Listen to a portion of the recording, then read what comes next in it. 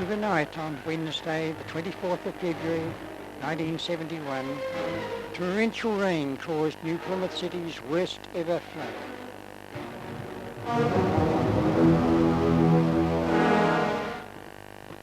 The previous biggest was in 1935, and before that in 1913.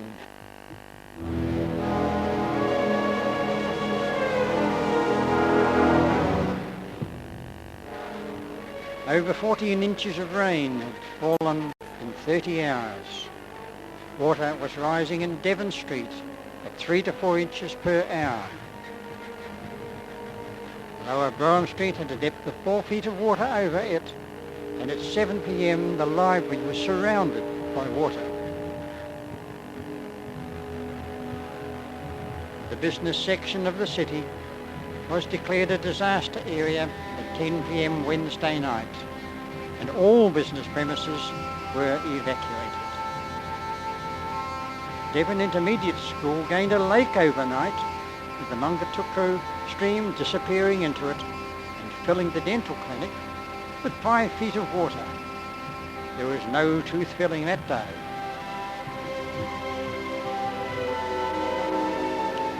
Many schools were closed in New Plymouth, Waitara and throughout the province, as far afield as Urinary, Rautapico and Midhurst.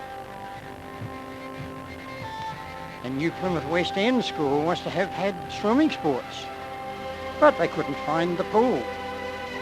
It was underwater. Railway lines were blocked. At 8:30 p.m. trains stopped at the Warakaio Bridge with water almost over the bridge. Masses of logs built up against the bridge piers, and the Auckland and Wellington rail cars were halted at Inglewood, passengers bused to New Plymouth.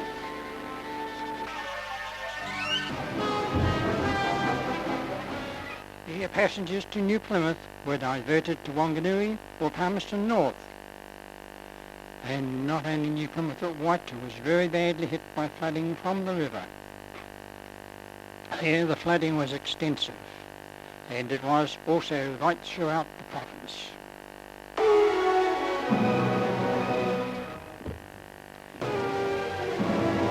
Belt Road was one of several streets between Devon and South Road which were closed.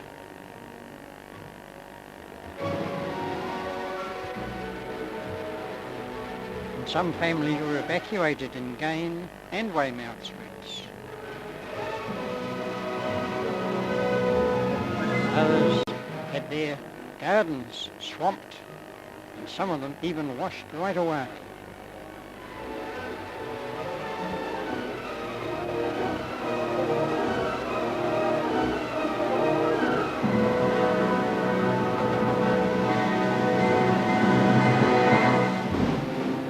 And hanging out the washing could have been difficult. Also swinging for the fun of it, not today.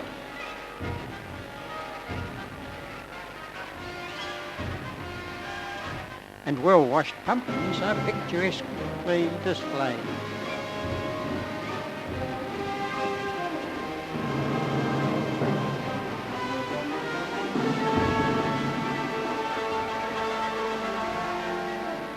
And Martin's fibrous plaster works suffered badly as the Mungatuku flows through it and passed on its way towards Dawson and Young Streets.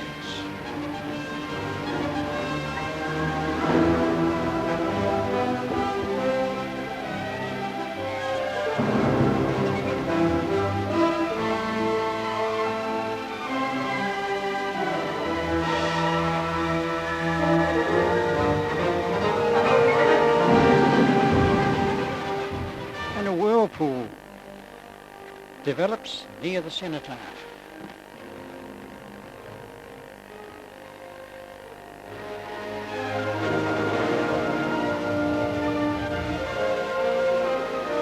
Here is the reason the beer has tasted watery. It probably did for several months. And watery petrol was no good for cars.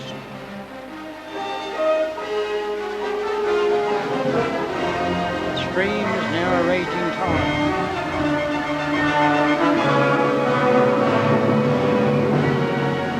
Heading towards the city, where the buildings.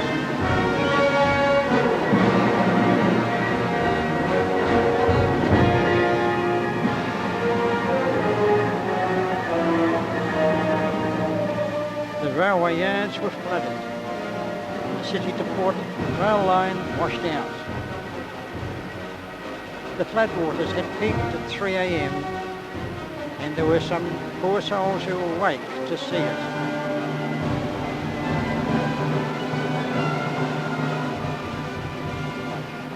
As the rain stopped and the day progressed, the damage was revealed.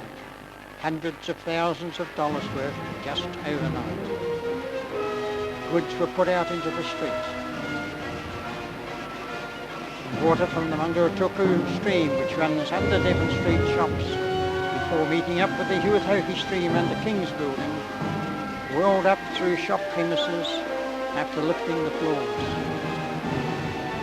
The Bank of New Zealand staff remove equipment from their flooded basements.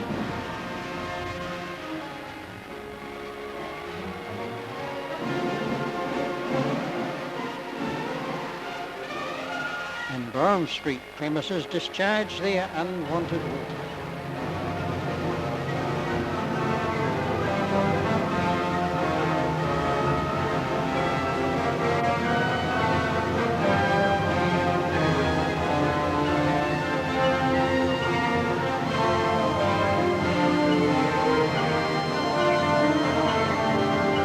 And clothing is not usually displayed on the footpath. Plated glass windows were broken out in several shops to relieve the water pressure. Smith and Brown's being one, resulting in furniture being washed out to sea in the flood of water.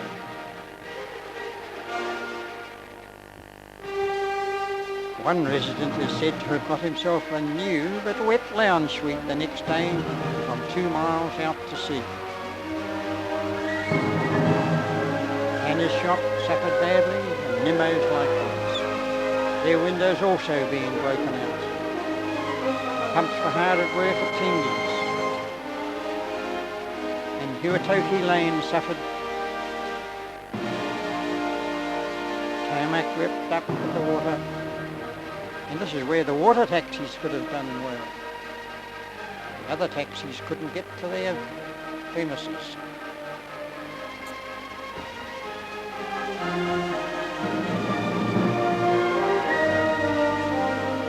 Clean-up continues in Brougham Street.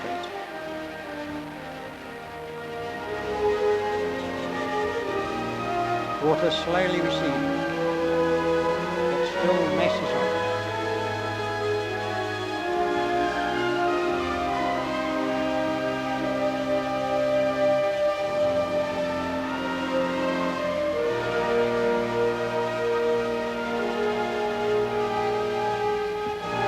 Seems never ending.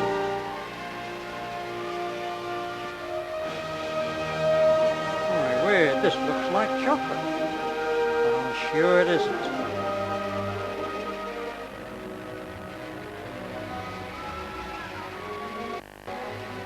And it really isn't a street market day.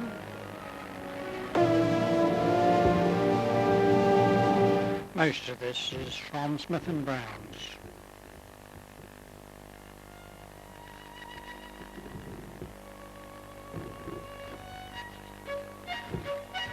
Even gas mains had to be checked for leakages.